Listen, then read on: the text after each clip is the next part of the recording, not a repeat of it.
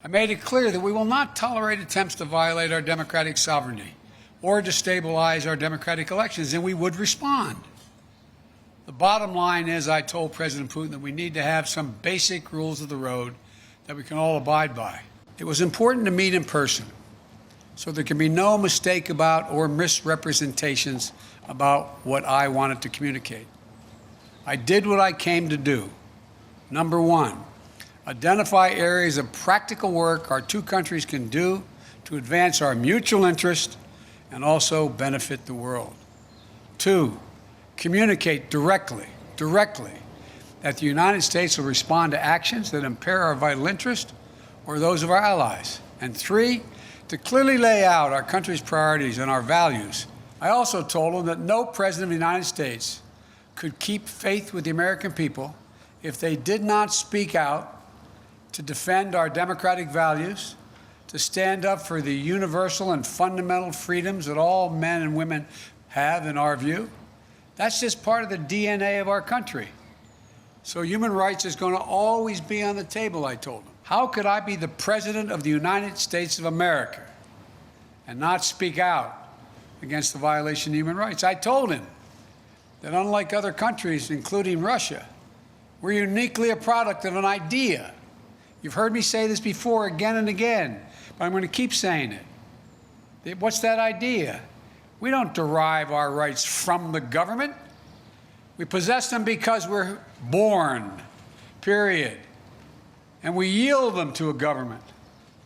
I made it clear that we will not tolerate attempts to violate our democratic sovereignty or destabilize our democratic elections, and we would respond. The bottom line is, I told President Putin that we need to have some basic rules of the road that we can all abide by. Did you lay out very clearly what it was that the penalty would be for interfering in that critical infrastructure? Did you leave that vague? Did he respond in any way to it?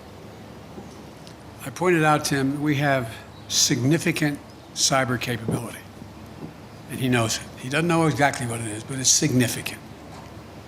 And if in fact they violate these basic norms, we will respond.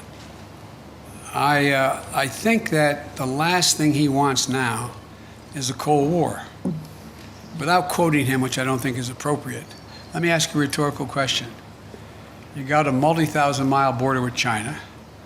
China's moving ahead, hell-bent on election, as they say, seeking to be the most powerful economy in the world, the largest, and the most powerful military in the world. You're in a situation where your economy is struggling. You need to move it in a more aggressive way in terms of growing it. 三立新闻网，台湾前3大新闻网站，影片累积观看数超过30亿。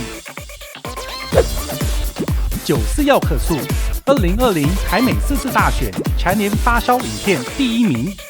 人生惊叹号，台湾最温暖正能量的人生故事都在这里。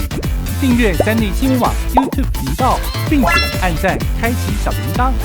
国内外大小事，下载三立新闻网 App， 即时新闻不漏接。